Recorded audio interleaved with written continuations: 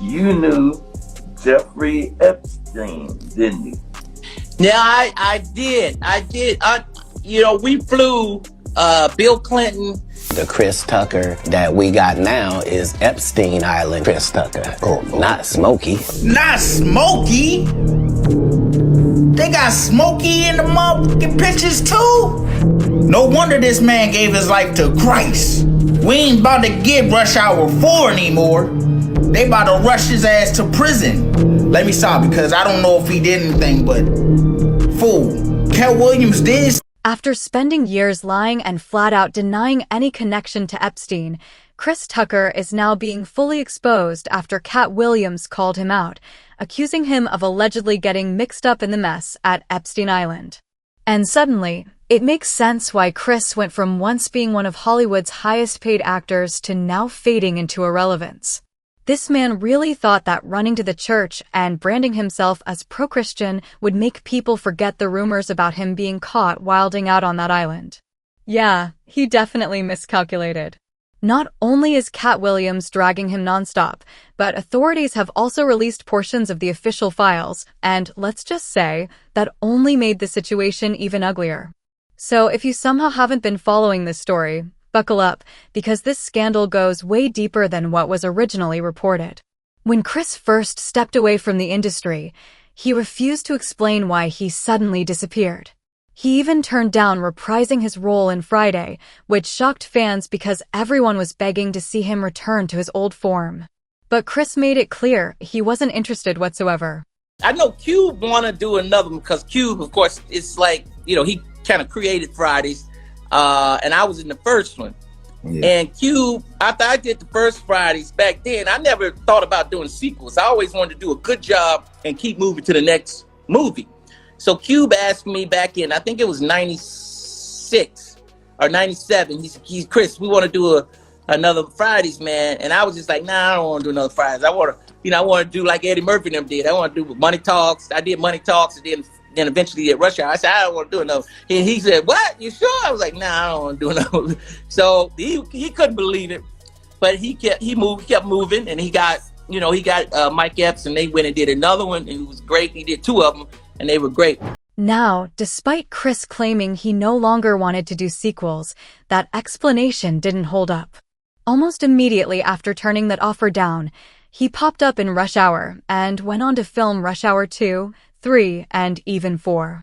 So clearly, sequels were never the real issue.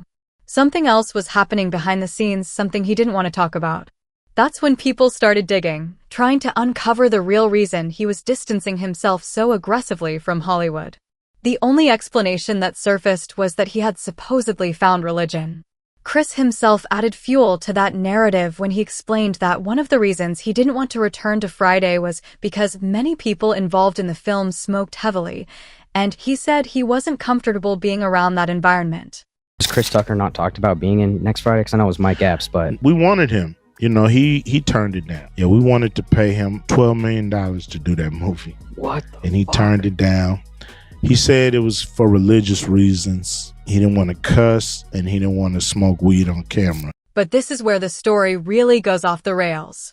According to newly surfaced information, it looks like Chris didn't step away from Hollywood solely for religious reasons like he's been saying. Oh no, there's more to it than that.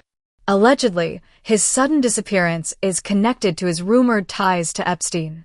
Chris Tucker's name has reportedly shown up in Epstein-related documents and flight records, with claims that he was on Epstein's private jet back in 2002, the very same plane used to travel to and from that notorious island. Chris and his camp attempted to do some serious damage control, insisting that his presence on the jet was strictly for a humanitarian mission to Africa centered on AIDS awareness and charitable efforts, alongside former President Bill Clinton and Kevin Spacey. But let's be real, nobody was buying that explanation. And bringing up Bill Clinton didn't help his case either, especially after those leaked photos surfaced showing Clinton looking way too comfortable inside Epstein's mansion. I think we can all agree that level of comfort doesn't exactly scream clueless.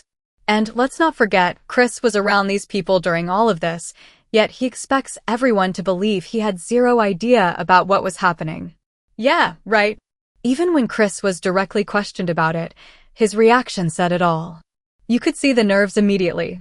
He tried to stay calm, but he was stumbling over his words, clearly uncomfortable and desperately brushing it off like it was no big deal. You knew Jeffrey Epstein, didn't you? Yeah, I did. We flew Bill Clinton and a lot of different. That was a humanitarian trip to Africa. Yeah. And I met him on that trip because it was his plane. I didn't know who plane we was getting on, but it was a whole bunch of dignitary people. We was with a delegation. And yeah, I met him and you don't know people, what they do in their private lives. So yeah. But tell me this, Chris.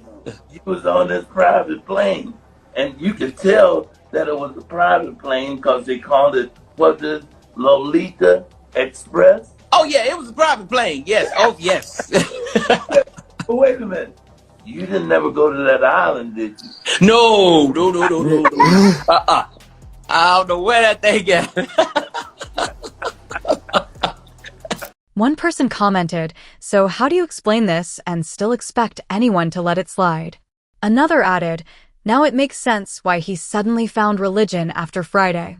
Chris Tucker, you little freaky bitch. Please tell me this is AI. Please tell me this is AI, bruh. Please tell me this is Ellen Iverson. Say, Moby. This is what you need to talk about, the fentanyl face, ho.